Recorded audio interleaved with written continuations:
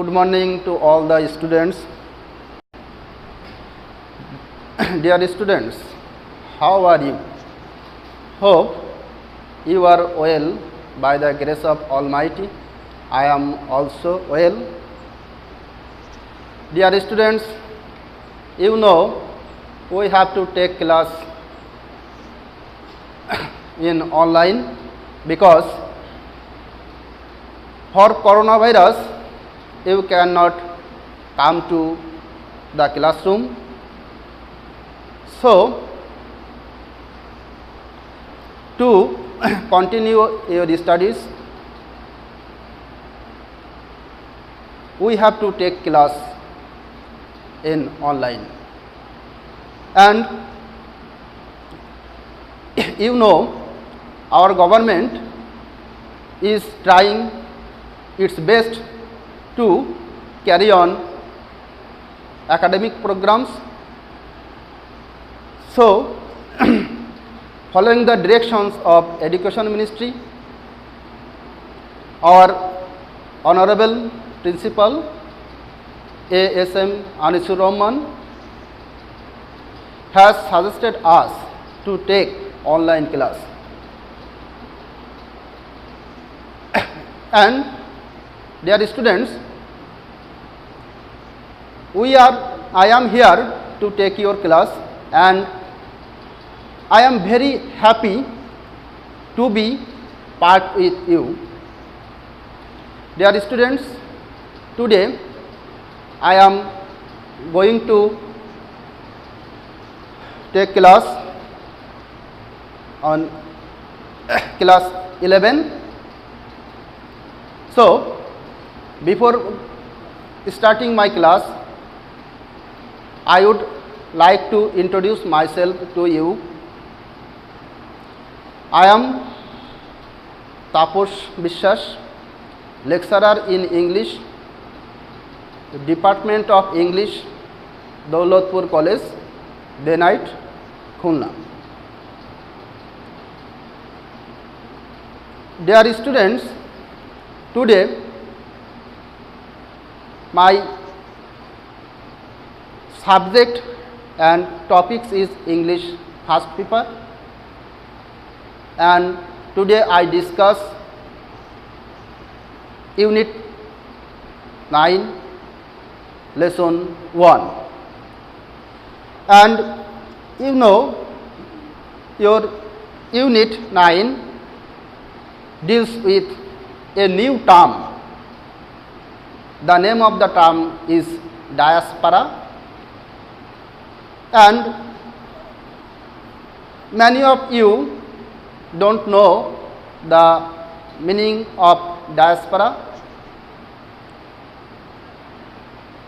So before starting our main passage, I have to try to understand the meaning of diaspora.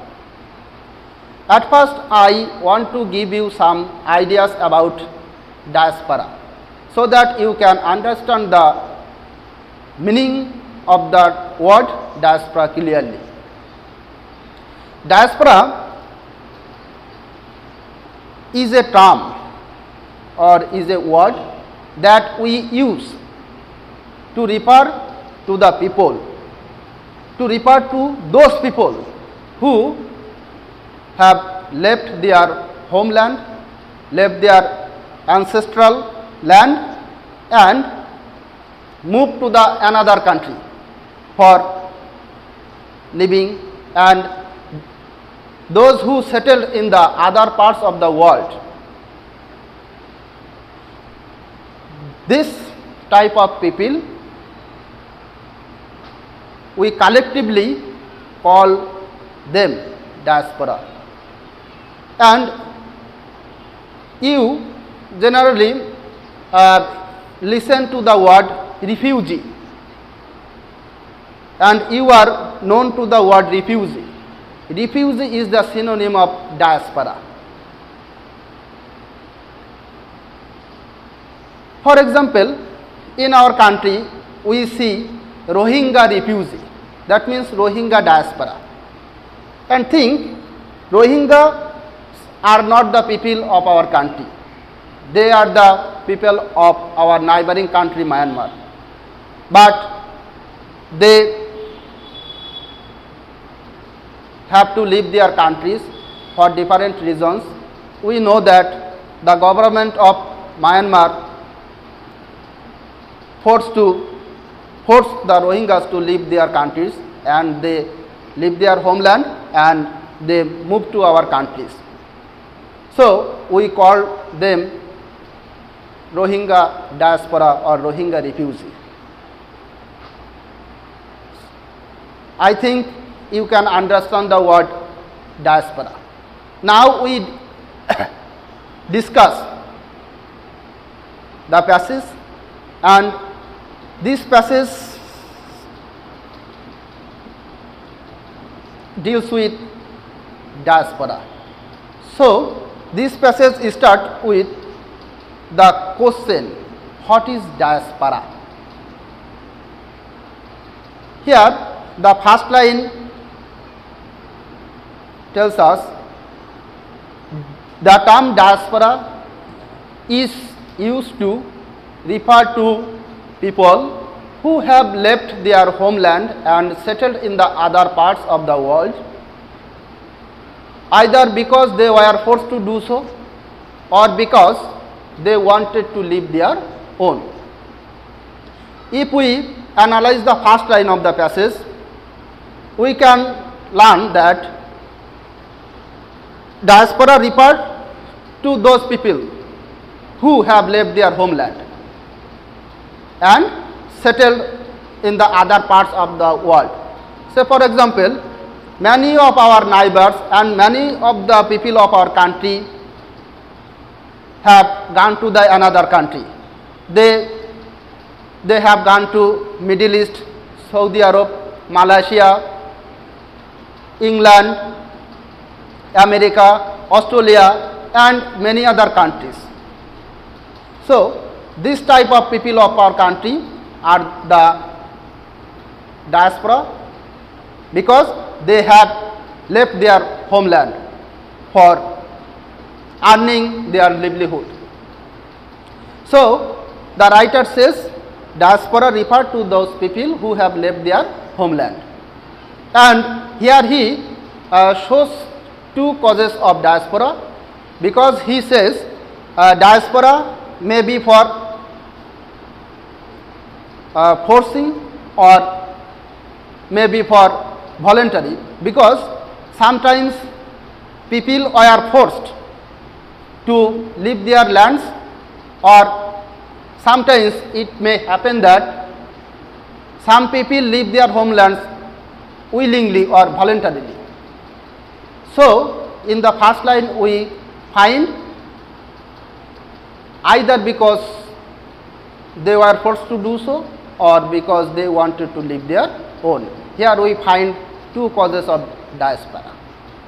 Then the next line, we read the next line.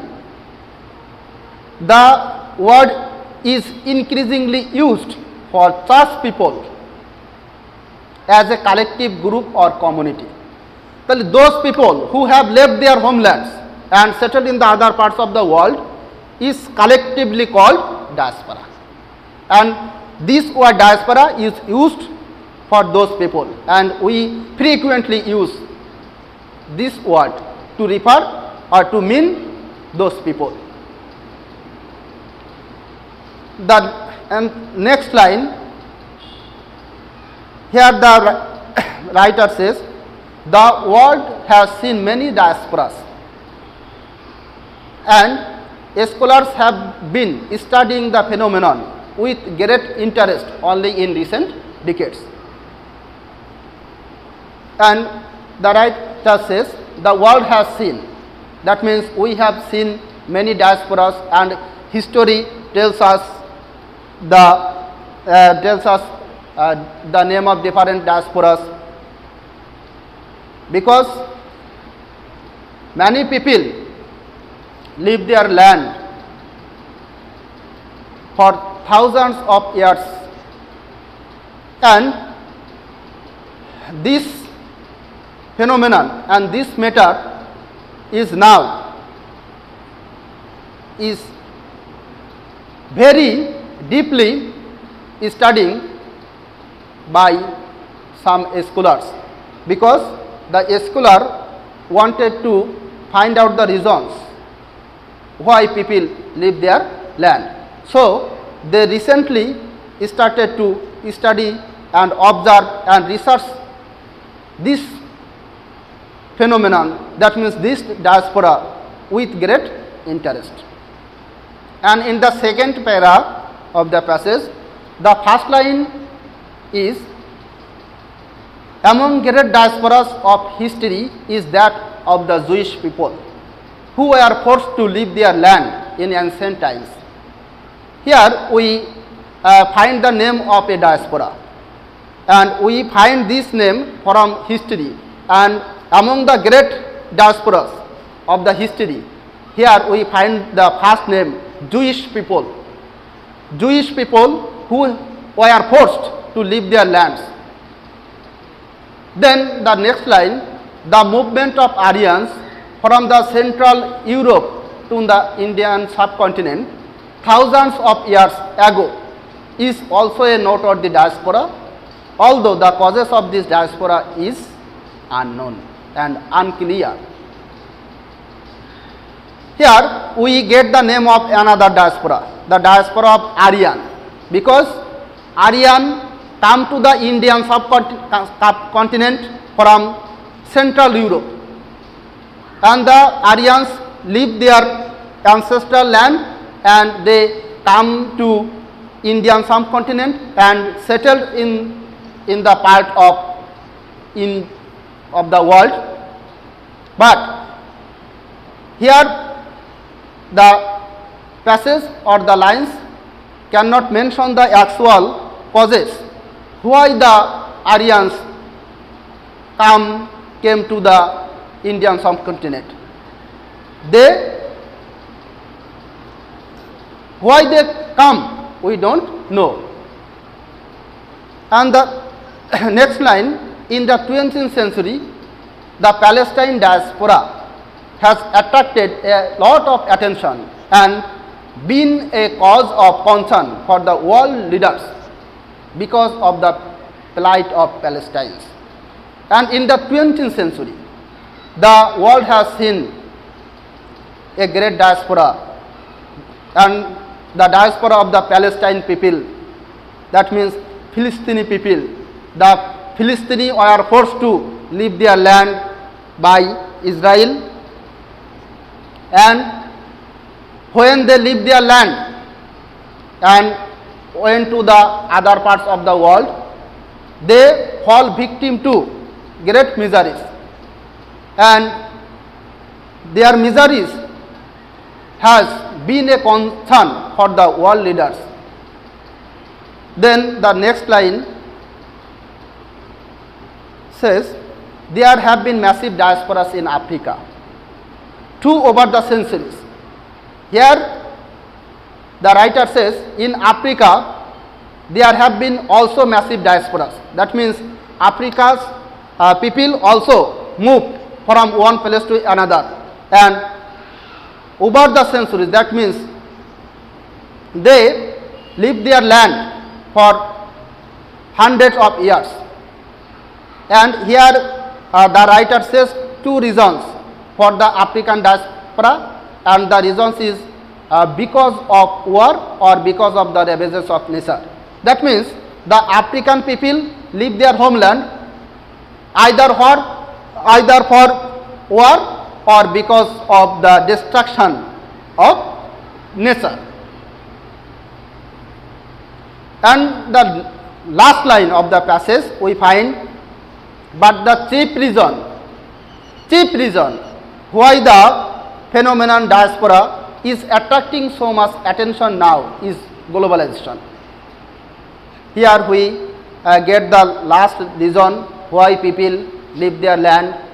The last reason is globalization. You know, we are now living in the world, in a global world, and for globalization now people can learn and learn the many things of a country, and so they leave their land and want to go to another country for better living, for better job, etc.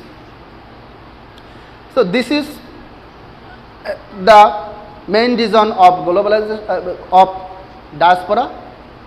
Here the writer says the chief reason of diaspora is globalization today. And in the past times we have seen many causes of diaspora. In the past time we see forced voluntary diaspora, and we see the cause of diaspora is war and ravages of nature. It is. So in the whole passage we find the history of some diaspora and their causes or reasons. So the main discussed topic of the passage is the history and causes of some important diaspora. So in the whiteboard I write some important diaspora. They are Jewish, Aryan, Palestine and African diaspora we find in the passage. And we also write the causes of this diaspora. The causes of the diaspora are forced, voluntary, unclear reasons, war, ravages of nature and globalizations. These are the 6 main causes of diaspora. Now you have to learn the meaning of some important vocabularies of this passage. I write on the whiteboard. The first word I write force. Force means compelled to do something. Then I write increasingly. Increasingly here means frequently. Then I write phenomenon. Phenomenon means event or fact. Then I write scholars. Scholars means those people who are highly educated or learned persons. Then I write movement. Movement means arrival. Then I write plight. Plight means sorrows and sufferings. Then I write ravages. Ravages means destruction, ruination, devastations.